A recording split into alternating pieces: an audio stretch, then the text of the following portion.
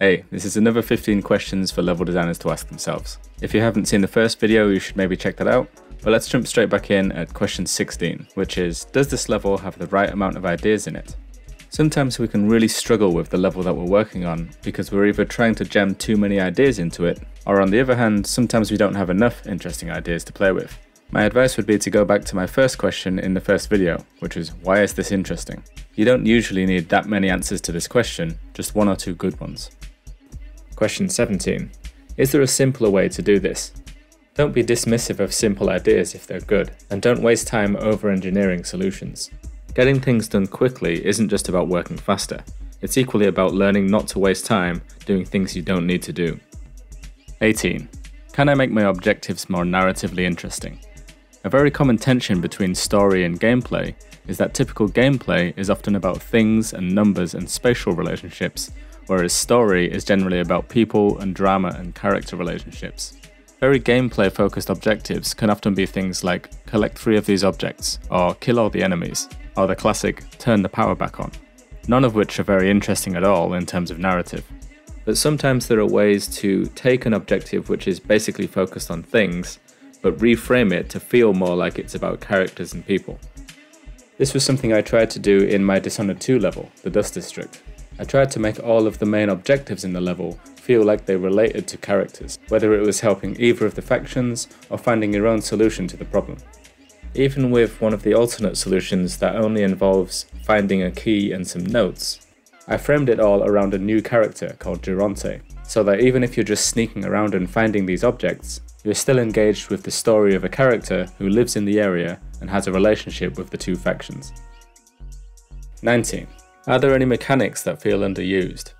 One way of looking at your job as a level designer is that it's about expressing the potential that lies in the game design and the mechanics. And if there are mechanics that haven't been used so much in other levels, then maybe that's something you could exploit in what you're working on. 20. Can I make my NPCs less generic?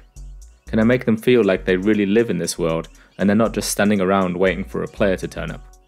Could I reduce the number of them and give each of them a stronger identity? Am I treating my NPCs like characters, or are they just faceless enemies, robotic dialogue machines, and soulless quest givers? 21. Can I make this level or game less thoughtlessly violent? So I've played and enjoyed and worked on lots of violent games, and I'm not inherently against violence in games any more than I am in any other medium. But I do think that, often for gameplay or mechanics reasons, it can be easy for game or level designers to overlook how narratively dissonant and just plain weird the violence in our games can be. I just think it's good to always keep an eye on the tone of our work and think about how we can preserve, improve, and elevate it. 22. Can we do that cutscene or story idea in a more interactive way? In my previous video, I talked about the importance of making sure we're not just doing things because that's what games usually do, or that's how games usually do it. And especially in terms of narrative, there are always lots of questions to ask about how we could take this narrative idea and execute it in a more interactively interesting way. If you want story to be a strong element in your levels, then give this a think.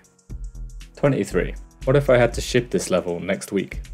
This question can be useful not just when you do need to ship a level soon, but anytime that you need to focus on what is most important.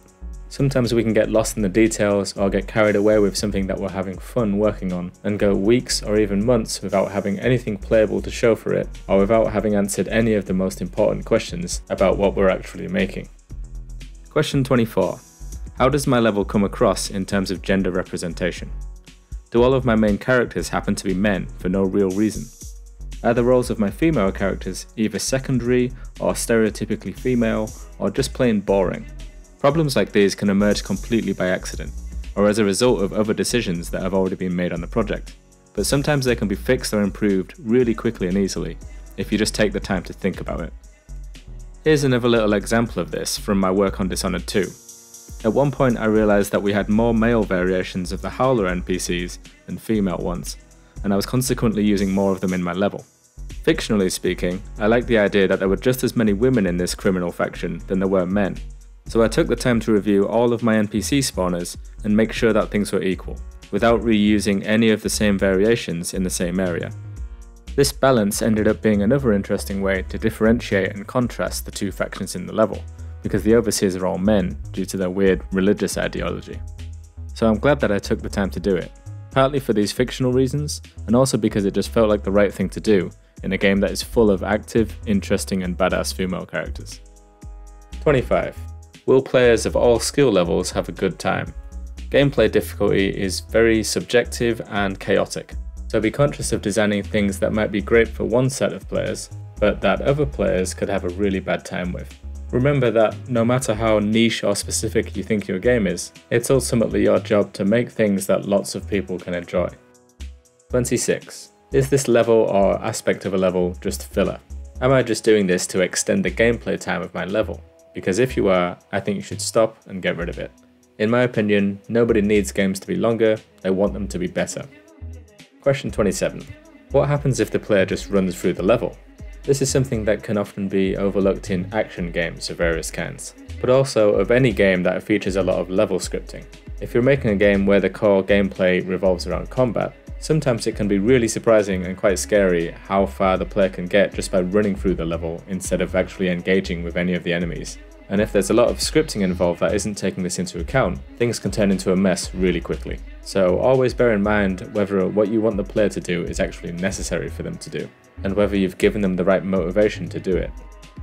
28. Is it important for this sequence to be challenging? Remember that the most important thing for your level to be is interesting, and challenging the player to be good at your game is only one of many ways to do this.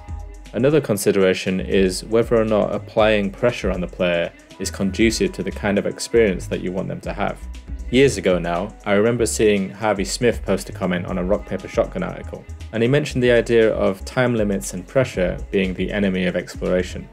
And what he means is that the more time-limited pressure that you apply on the player, the more they'll feel forced to act impulsively with only survival or quick solutions in mind. And so if your intended gameplay experience is about exploration or experimentation, then you can imagine how constantly putting the player in life or death situations might not be the way to go. 29. Could I just cut this? Cutting things is often seen as a bad thing that we do at the end of the process because we don't have enough time.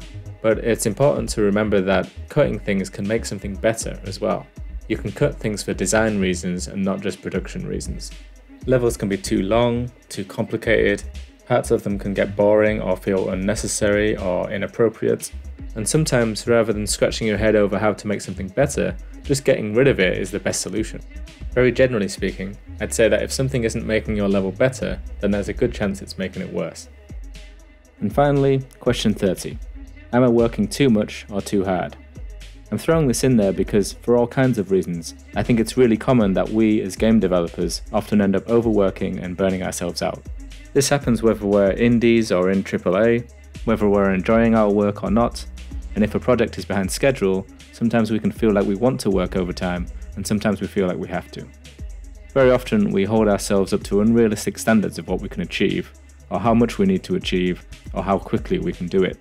So if, like me, you're a bit of a workaholic, be conscious of when you're taking things too far, or driving yourself crazy about work.